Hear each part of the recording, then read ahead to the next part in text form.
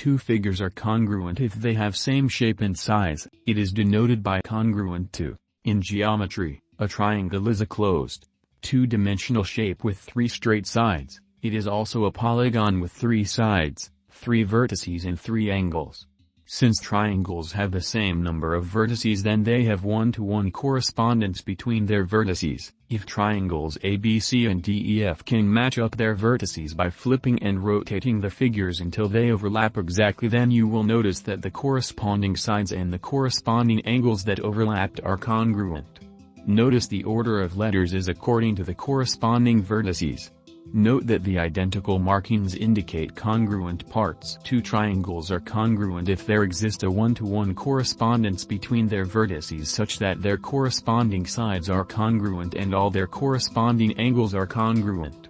Two triangles are congruent if and only if their corresponding parts are congruent. If corresponding sides and corresponding angles of two triangles are congruent, then the two triangles are congruent. CPCTC. Corresponding parts of congruent triangles are congruent. We used the equals symbol if we are referring to a measure or a length, and we used congruence symbol if we are referring to shape and size of a figure. Use the given figure shown to name the congruent triangles. In identifying congruent parts between two triangles, the following properties of congruence are used. Properties of angles formed by parallel lines cut by a transversal will be very useful in recognizing congruent parts between triangles. PCAC postulate: if two parallel lines are cut by a transversal, then the pairs of corresponding angles are congruent. PAIC theorem: if two parallel lines are cut by a transversal, then the pairs of alternate interior angles are congruent. PAEC theorem: if two parallel lines are cut by a transversal, then the pairs of alternate exterior angles are congruent. PSSIAS theorem: if two parallel lines are cut by a transversal, then the pairs of same side interior angles are supplementary. PSSCAS corollary: if two parallel lines are cut by a transversal, then the pairs of same side exterior angles are supplementary. Let's imagine that a private resort installed two additional triangular pools as an added attraction to their clients. Triangular pool ABS is congruent with the triangular pool PRD. Two sides of a triangular pool ABS measure 56 feet and 60 feet, while one of the sides of triangular pool PRD measures 3x plus 2 feet. Using the given illustration, find the measure of the third side of the triangular pool. Replace the measure of angle A by 2x minus 4 and the measure of angle P by x plus 10, add 4 to both sides of the equation by addition property of equality. Simplify, add negative x to both sides of the equation by addition property of equality. Simplify, substitute the value of x to side PR. Since side PR is congruent to side BR, therefore the third side of the triangular pool measures 44 feet. The perimeter of triangle ABS is 56 plus 60 plus 44 equals 160 feet, but since the two triangular pools are congruent, therefore the perimeter of triangle PRD is also 160 feet. Included angle is the angle between two sides of a triangle. Included side is the side common to two angles of a triangle. The SAS congruence postulate: two triangles are congruent if two sides and the included angle of one triangle are congruent respectively to the corresponding two sides and the included angle of another triangle.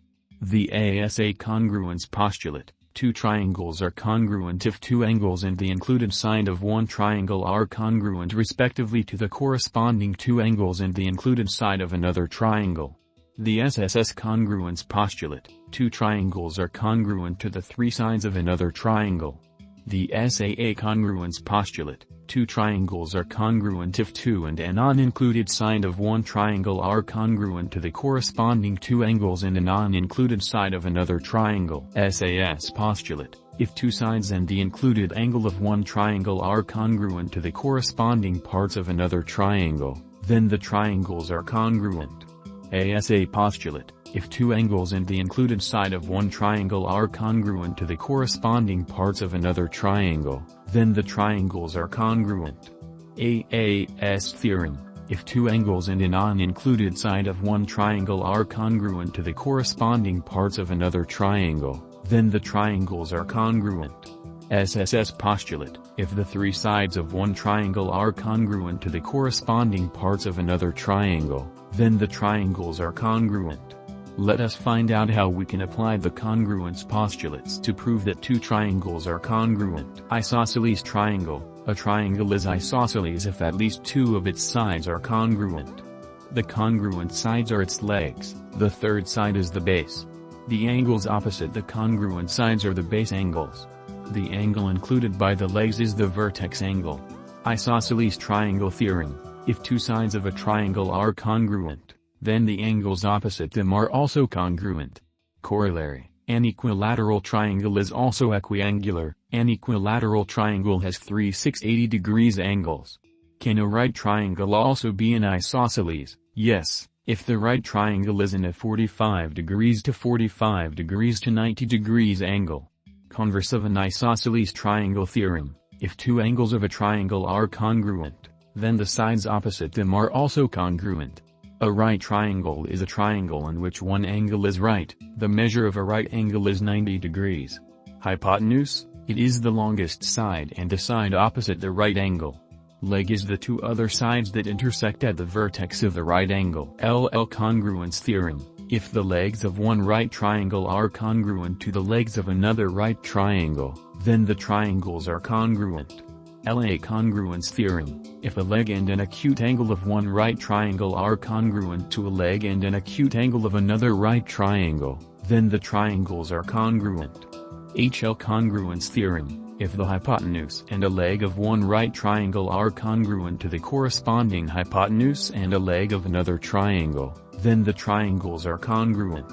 Congruence theorem: if the hypotenuse and an acute angle of one right triangle are congruent to the corresponding hypotenuse and an acute angle of another right triangle, then the triangles are congruent. The parts of congruent triangles that match are called corresponding parts. In a congruent statement, order matters. Every part should be matched to the other. Perpendicular lines are lines that intersect and forms a right angle.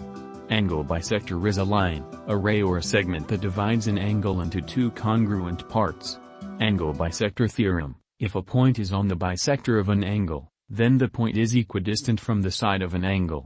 Perpendicular bisector is the set of all points equidistant from the endpoints of a segment. Perpendicular bisector theorem: if a point is on the perpendicular bisector of a segment, then the point is equidistant from the endpoints of the segments.